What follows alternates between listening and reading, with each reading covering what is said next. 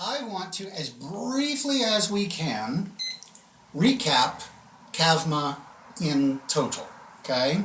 So I would think that it would start with the brain water withdrawals thing. It was during jump week.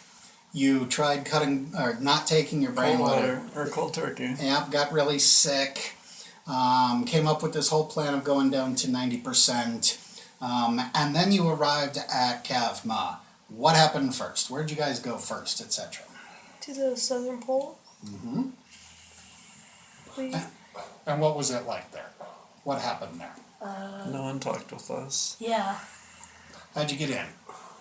through like a boulder moving aside. Crater. Crater. It's a big crater that opened up. Then you descended through the shaft.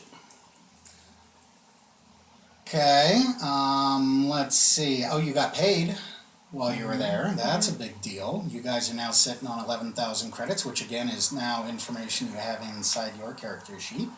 We did have warnings of an engine problem. We asked for help. They came But and they took a didn't look. say. And they just told us we had to leave. Yeah. Okay, and so you left, and then We had our engine Crash problems and crash landed. Yeah. emergency landed, yeah, no external damage to the ship. And then what happened? Foxo found us.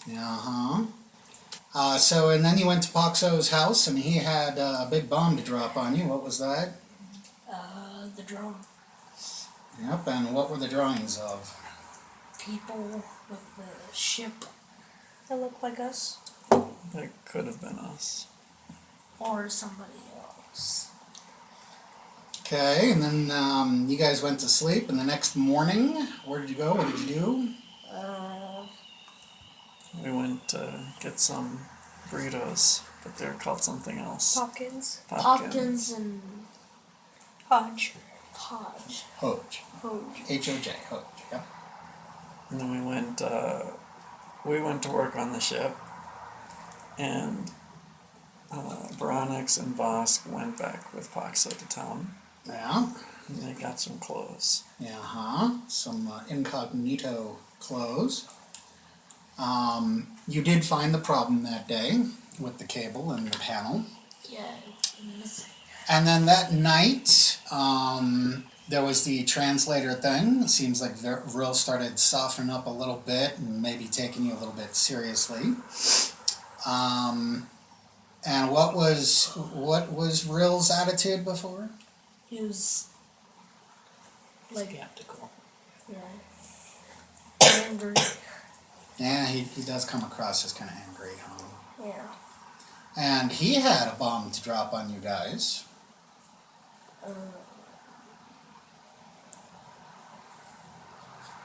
Oh, the earpiece. It like goes to her brain with some wires. By the way, I've put up a picture, the original one that I gave you guys for the earpiece, just so we can refer to it. And then, where did you guys go?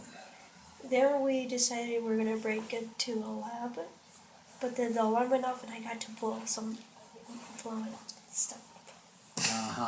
Yep. And so you guys, it was the XSI research facility. And then you guys got out of the XSI research facility by the skin of your teeth. And that leaves us at that Hira and Bardak are wearing their jumpsuits, and what are you guys in a hurry to do? Go. I meant these two personally. There was something you said in the last session that you were eager to do.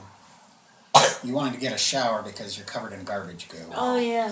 Well, and you're covered in even more garbage goo because you fell in it. I'm fine with that. Oh, okay. Kind of, what does it say in your description? Scruffy looking. Scruffy looking, yeah. Scruffy looking and dirty. And my review of the video shows and my own notes show that Hira and Bardak have pistols, and Baronix and Bosk have assault rifles. And I C4. You have a brick of C4 with 5 detonators and a remote that can set off the detonators. And then Vril shouted something while you guys were leaving on the bus, and what happened next? Or he said they're coming. Chased. They're coming. And then Poxo, Paxa said they're coming. No, it was Vril that said that. Poxo slammed on the brakes. And everybody went flying. And Vril got knocked out. And didn't something happen with Foxo? I think, didn't I end up having to drive? Yes, he wants you to drive, and he wants Hira to take over what Vril was doing. So that brings us up to the moment and to the big question. Are we ready for story time? Yes. All right. So it is late at night. Did I start? Yes, I did. Poxo has told you that they are coming, and he is freaking the heck out. You guys remember what he was like when you first met him, jumping up and down and all that. He gets Hira to the equipment in the back of the bus, and if there is a name for it, I don't know it, but it's the kind of headset where there is a can that goes over your ear, and then just a thing that holds it on. So you do not have a set of cans on, you've just got the one headphone, okay? And Bardak, he gets you to the control seat. Now, using the translator, Poxo tells you to take the next 2 left turns that you see. And you can see, just looking at the road, even though it's nighttime, and your sense of direction, you can see that that's actually going to take you deeper into the woods, not back to their house. He also tells Hira that you are going to have to monitor the XSI communications and listen in on anything else that might be happening. That's how Vril knew that they were sending a car out in pursuit of you guys, okay? And then Poxo, as he's bouncing around and trying to use the translator, telling people what to do, and of course he tells you guys to get ready, he takes a moment to light an incense, and he puts it in a holder on the wall of the bus, and he starts chanting in a panicky voice, Nam Myoho Renge Kyo, Nam Myoho Renge Kyo, Nam Myoho Renge Kyo, as he paces between the control seat to watch where you're turning and the equipment where you are monitoring. Right now, you do not see anybody chasing you yet, but Vril has said that they are on the way. Now, let's talk tactical assessment, okay? There is and by the way, everybody saw the picture of the bus, right? Yeah.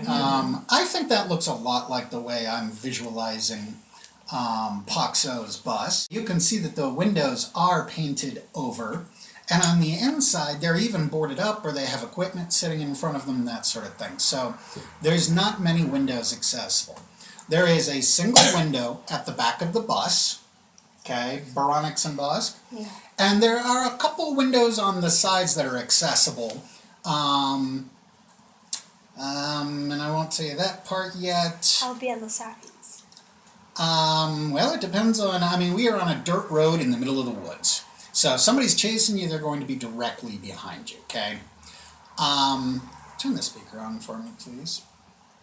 And we will say that you guys are jamming along, and that Bardak, you take that first left turn of the 2 left turns he told you to take. No Okay. rolling yet. We will be wearing our dice out here in a minute, okay?